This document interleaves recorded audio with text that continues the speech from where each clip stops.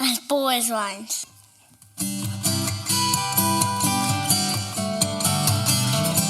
As bold as lions. As bold as lions. As bold as lions.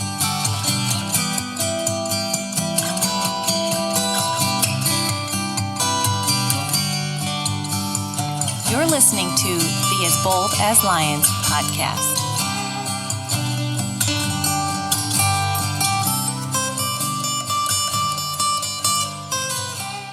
Welcome to the As Bold as Lions podcast. Great to have you join me today. Hope you are blessed as you listen in.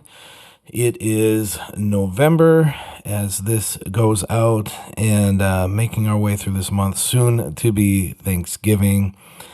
And then leading into one of my favorite times of the year, the Christmas season. Can't wait. It's always an exciting time. And we can be guilty of maybe looking forward to Christmas a little too early, perhaps. I know in the Johnson house, by the time Thanksgiving arrives or shortly thereafter, we will have our tree up, we'll have our decorations going.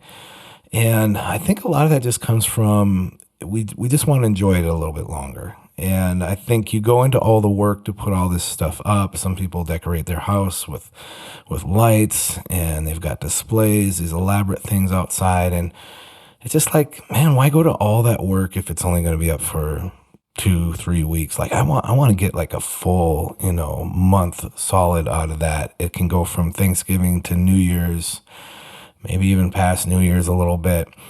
There's always that little bit of a letdown that sets in when, like, okay, it's Christmas is over. We got to stop, playing the songs. We got to stop with the decorations.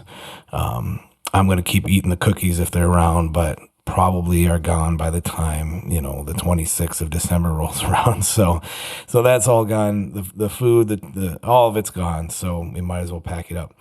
But I look forward to it. You can let me know if you're that way about Christmas, about December. If you're not, if you're like, I've got to have my defined holidays and, December 1st is the earliest I'm going to put any of this up, or maybe even closer. I don't know. Are you a real tree person? Are you a fake tree person? All those kind of things. Those are things you can drop me a comment and let me know.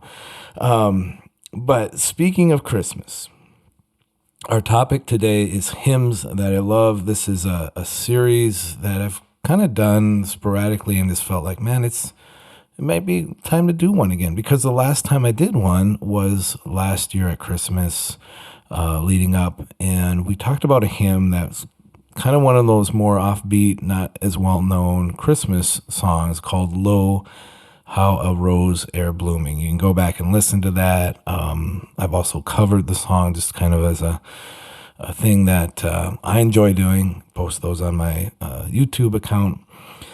But I haven't done an episode where we kind of dissect a hymn, listen to it, talk about it, what's the context, what are some of those things. So I haven't done that since Christmas, and so that's kind of my segue into our topic today.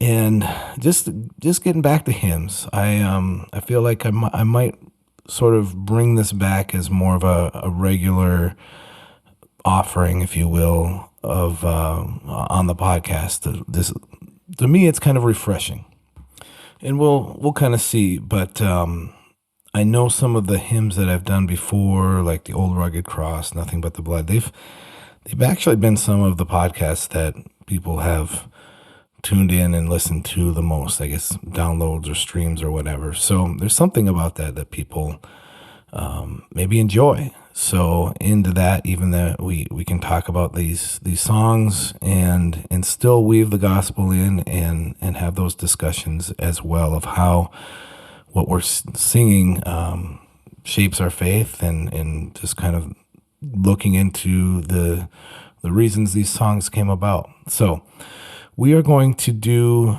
that today and see what kind of response we get for a song called Rock of Ages, an old hymn. I'm hopeful that you've heard this one.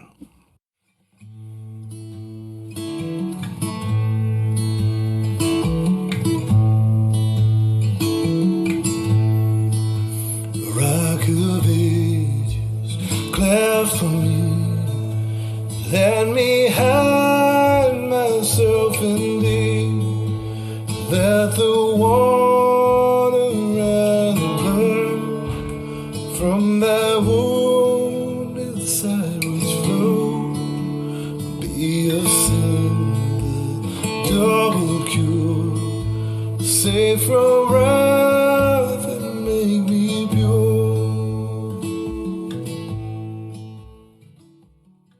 Again, I have this hymn as a cover, just an acoustic version on my YouTube page. So what you hear is actually from that. And that's something I'll put a link in. Might be one that I'd put on an album of hymns again. I've got hymns volume 1 out there, and I've never followed up with volume 2 or 3 or anything. And so kind of just left that hanging. Did that 2 or 3 years ago now, just as kind of a home recording project. And so anyway, I'm thinking out loud here as I'm recording this, but that's something for me to think about. And you can drop me a comment on that too. Do you like Rock of Ages as you're hearing that? What are some of your favorite hymns that perhaps you would like to hear on an album of that sort? Anyway, I want to give some background to Rock of Ages and look a little bit at the lyrics. As I started investigating this song, this is the first time this has really happened with any of these hymns that I've kind of dug into, but I found that there's controversy behind it. And not necessarily the song itself, but it's around the author of the song. The hymn is from 1775, 1776, somewhere in that time frame. You can kind of think about what else is going on in the world at that time, especially here in America. The hymn is out of England, and the author of the hymn, the writer of these words, is a man named Augustus M. Toplady. Augustus M. Toplady. That last name, I looked this up, and I assume it's pronounced just how it looks. It's 2 words, top and lady, Toplady. Anyway, he was born in England in 1740, and at a young age, he took interest in the Lord. I have some great references right now, which is also stirring my resurgence in looking at hymns, because I have all these sort of books and things that are looking at hymns and kind of give you some of this context type of stuff. So I'm figuring out how to weave these in as well as we go through them. But there's a book called Then Sings My Soul. It's by Robert J. Morgan. And he says that Toplady at age 12 was preaching sermons to whoever would listen. At 14, he began writing hymns. Think of that, at age 14. And then at 16, he was soundly converted to Christ while attending a service in a barn. Kind of good old, preaching the fire of the gospel in a church barn somewhere, or in a barn, and a preacher responding to that message. You can kind of picture that.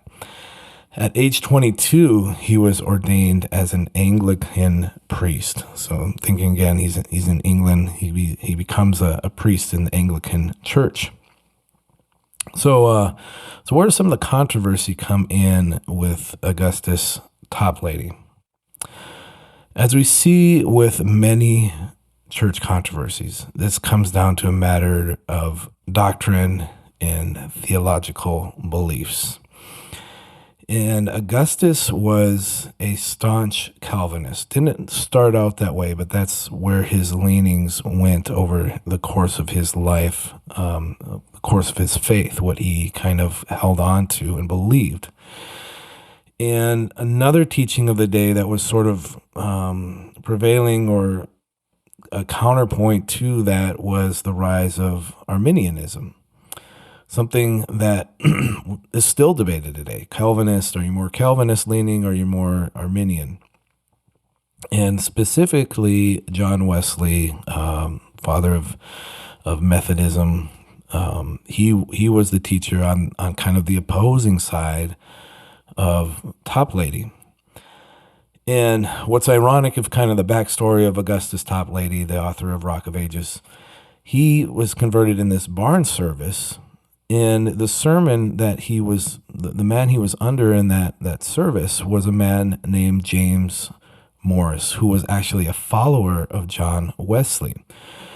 So at some point, he goes from that experience and kind of shifts his thinking towards Calvinism.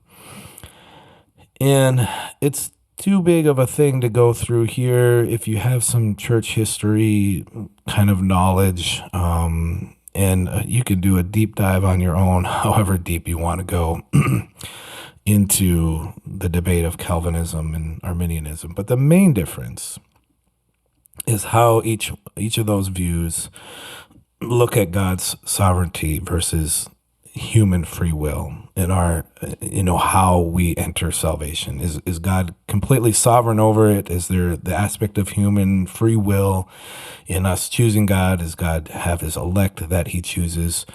Calvinism emphasizes God's unconditional election and his irresistible grace. Those are some main points of it. And that means that God alone chooses and causes people to be saved. It's God who does that, and almost irrespective of what the will or the choice of humans is. While Arminianism stresses more of the human free will, the ability to resist grace, believing God elects based on his foreknowledge of who will choose faith in him.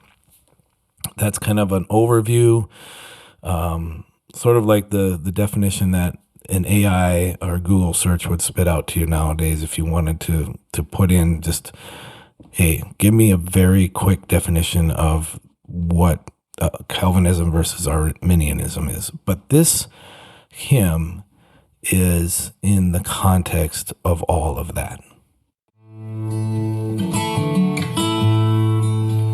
Could my tears forever flow? Could my zeal no longer know? His for sin could not atone. Thou must save, and thou alone.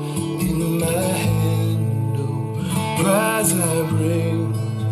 Simply to your cross I cling.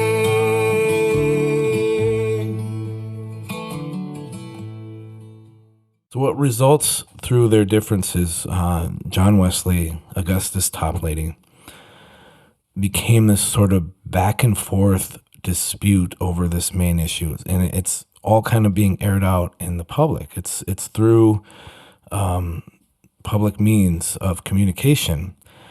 And it's this main issue of whether or not people are predestined for salvation.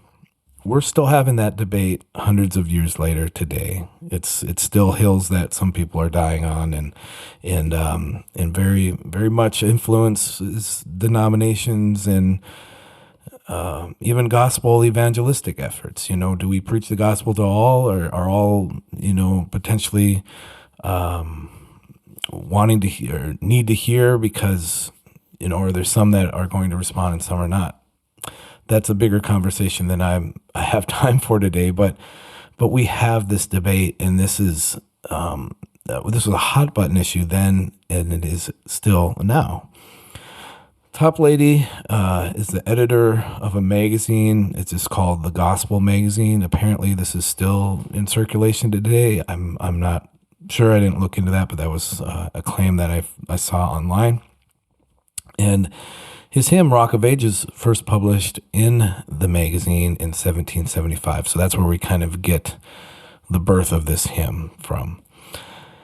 And he uses this magazine and his editorial role in it as sort of a means of harassment of John Wesley. And I'm not going to say either one was completely innocent or one was more, it seemed like both of them were kind of soiled in their reputations, for lack of a better word, through this. I don't know if either one of them were completely, innocent and above board. There was kind of this mudslinging going on. And they would publish these pamphlets. You think of it as kind of this, in modern terms, sort of a blog. I write a blog, and it's sort of like Wesley would write his blog and throw it out there, and Augustus Toplady would write his, and this back and forth through these pamphlets that they would communicate in. And they would debate this issue. And basically whether or not a reformed, which is kind of a Calvinist sort of way of thinking, a reformed leaning way of thought, or an Arminian theology, that way of thought, if those things should be in the Church of England, where they live, which should be the primary influence over the teachings of the church. And sadly, Augustus Toplady dies at the young age of 38, the writer of Rock of Ages. And this rift between him and Wesley, as far as we know, was never resolved. It never really, we never find out that they reconciled or came to terms over their differences. But despite all of this, Toplady had some magnificent teachings, and he wrote some wonderful hymns, this being his most prolific. And an author by the name of Louis Benson, in a publication that he had in 1923, Centers on Hymns, he said that Rock of Ages is, at that time, 1923, in more church hymnals than any other English hymn. So it was very popularized.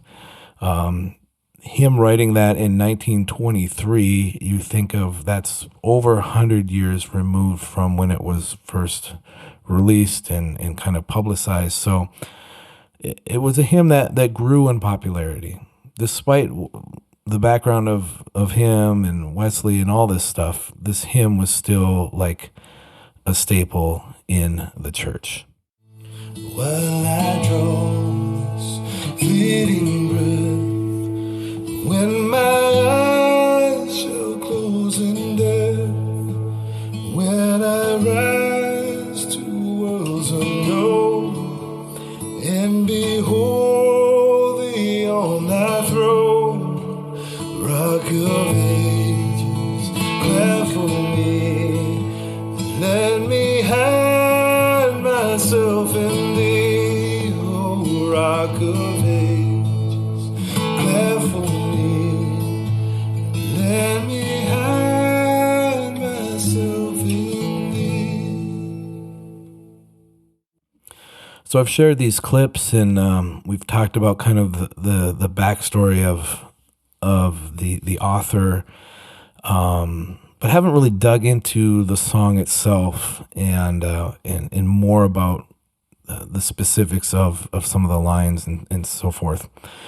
The story behind Rock of Ages is that, and it may be more legend than an actual event, but there's a certain rock cleft, a cleft in an area that you can kind of go into in a rock formation, in which Toplady took refuge in. The story goes there was a storm.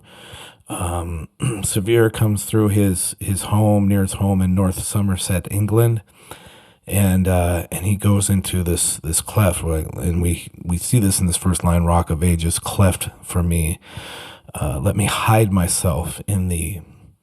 So when this storm is coming through, as the tale goes, and maybe more of a tall tale than what actually happens, he goes into that place and he is protected.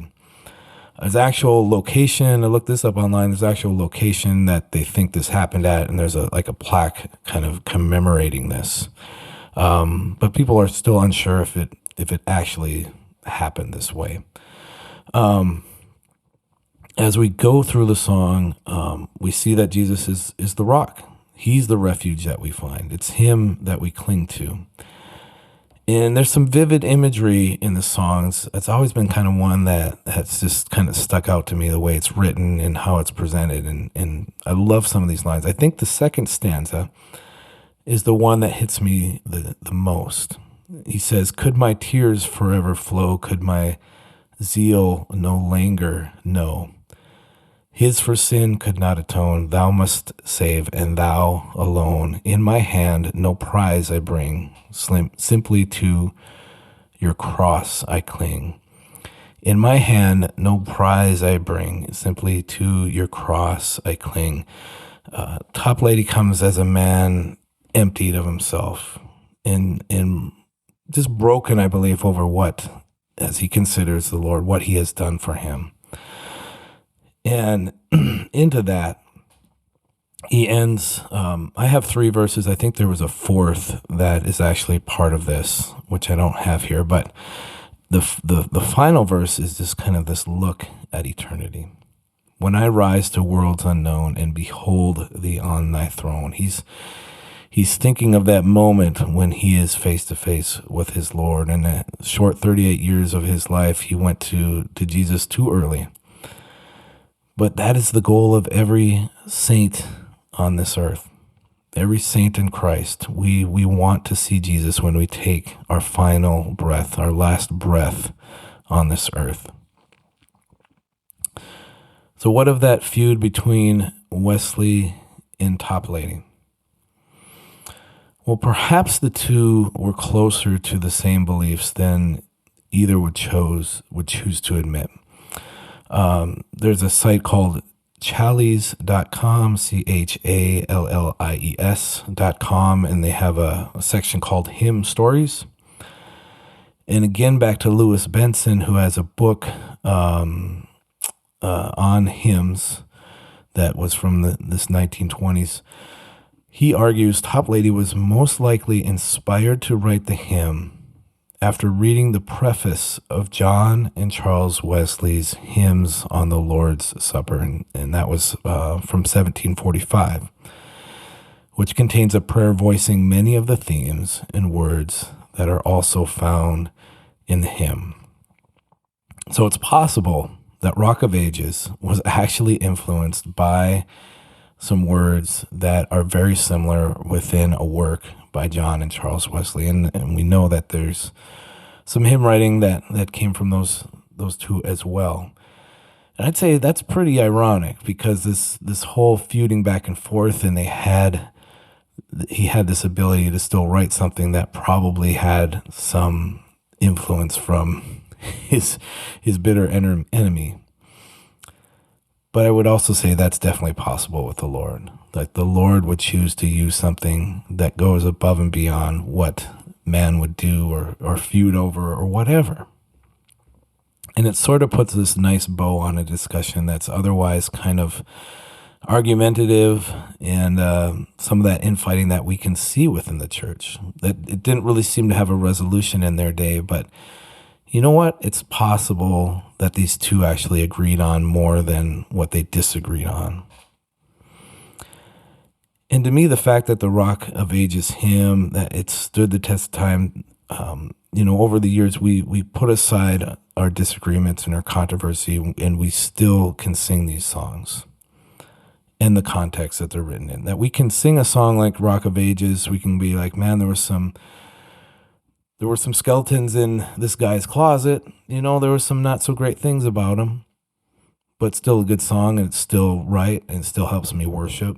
And I can separate out a little bit from maybe a person's own failings or even beliefs that I may not always hold the same as they would, or staunchly as they would, because there's truth to the song, and it helps me worship it, and it helps me look to the Lord. We should be asking with anything we sing, whether it's hundreds of years old or fresh off the press, we should be asking, is this song theologically correct?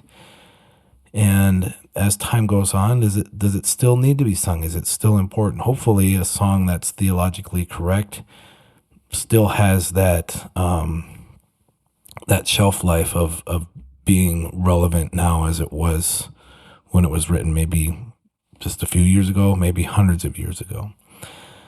A lot of our hymns are still around because they have that value. So taking stock of that, and I think about this as a worship leader a lot, we look at the hymns, we look at the songs that are best for our congregation and for our times of worship, because that's a big deal to, as they say, put words on the lips of the bride of Christ. That every week we do that, we're taking that into account and carrying that with the humility that it requires.